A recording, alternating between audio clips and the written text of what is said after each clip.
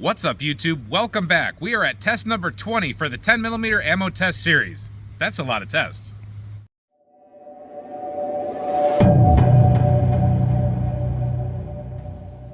Today's test will be Hornady Custom 10mm XTP, so a Hornady-made bullet loaded by Hornady. This is a pretty famous jacketed hollow point bullet. A lot of people love it. A lot of different companies load it.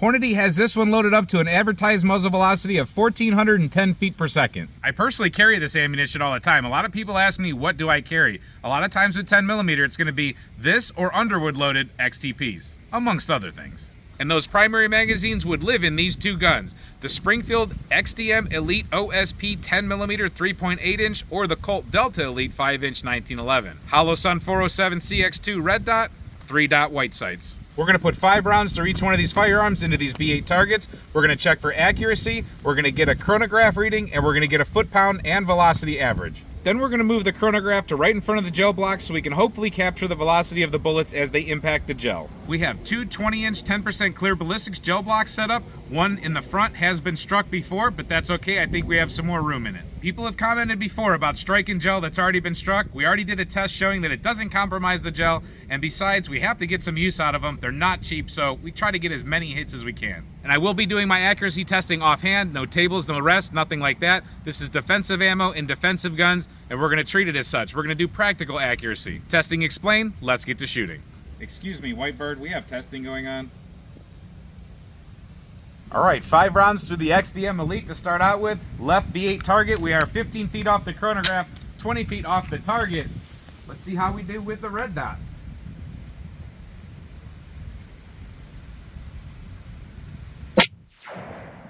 That was very accurate. I know when I pulled that trigger, that red dot was right on the X, and that thing touched right over the X. 1344.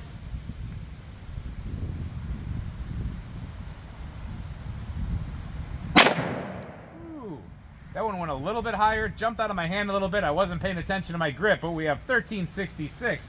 I'll try to hold on a little bit better.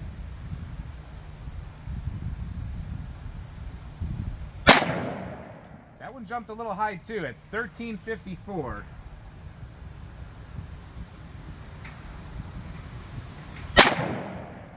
And I think we almost put a hole in the first shot, maybe 1360.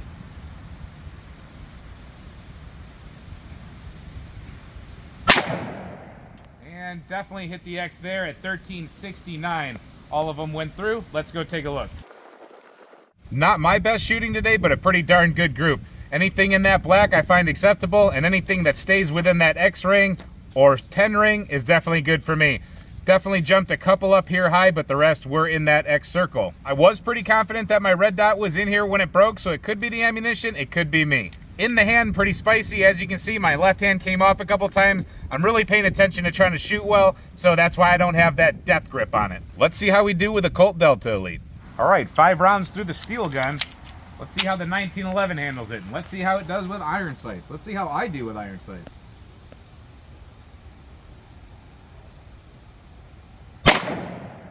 Right there in the X-ring at 1397.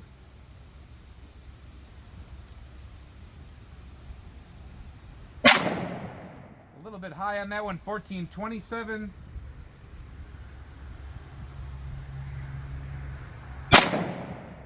X-ring at 1462.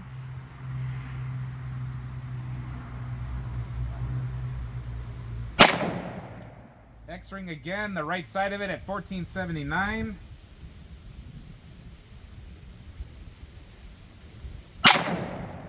And that one was a little bit low at 1452. Let's go take a look.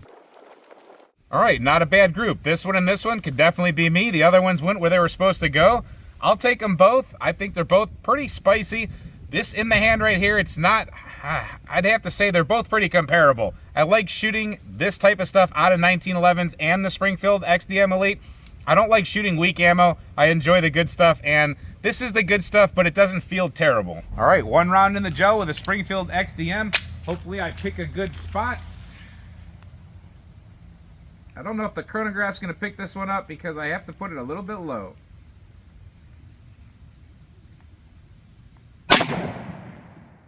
All right, 1349. Let's take a look.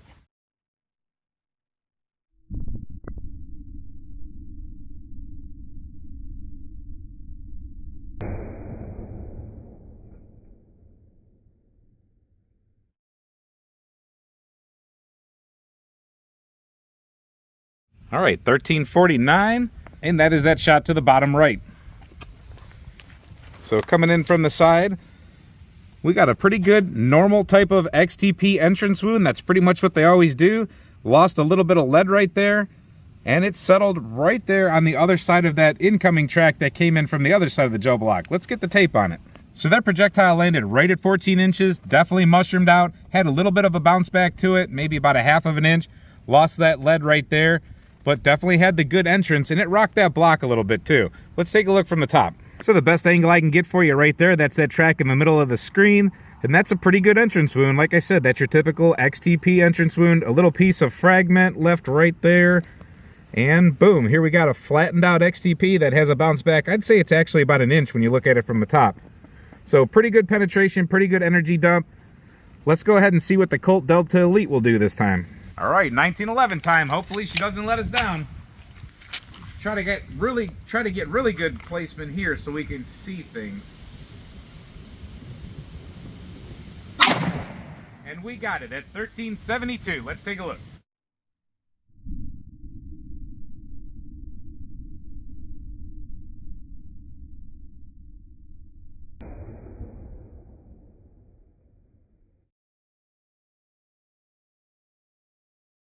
$13.72, and that would be the rightmost entrance wound, exactly where we needed it to be so that we can see things. And wow, nice explosive entrance there. That velocity the 1911 gives it picks it up a little bit more, makes it more violent. You saw it jiggle that block pretty good, and then you see it didn't go as far. It went almost as far, but not quite. Let's get the block straightened out and get the tape straightened back out. All right, we got everything straightened out again. This is at about 13 3/4 inches, touching 14 inches. We have a bounce back of about a half of an inch, maybe, actually I'd say probably an inch. It just didn't quite make it as far as the XDM version, but that wound channel at the beginning is definitely more violent. I really like how it moves that block. That shows you energy foot-pound dumping, and that's just awesome. So let's take a look from the top. I'm sure it's gonna look pretty cool there too. Well, there you go. XTPs do what they do. They create a lot of violence, and then they poke a little deeper, and they usually land all mushroomed out, just like that. Nothing too extravagant, just a good old wound channel with a lot of power behind it. Let's get them dug out. All right, here we go. We have the XDM Elite here with a 3.8-inch barrel, then we have the 5-inch barrel. Oddly, this one shortened up a little bit more. You'll see it when I turn it on its side. I think we'll have the measurements in the corner, but this one might have opened up a little bit more, but they both did a good job of opening up. Nothing is too uniform about an XTP, but they do their job. On the side, here's what I'm talking about. On the 1911, you sometimes expect the pedals to get pushed back farther, but it appears that some of them got pushed back farther on the XDM. Looking at them from the bottom, not too much of a difference. They both look pretty similar outside of the gel, but they did perform differently in the gel. And I would say that seeing the one out of the shorter barrel smushed differently and actually smushed more is a little bit odd for me, but hey, that's what it showed.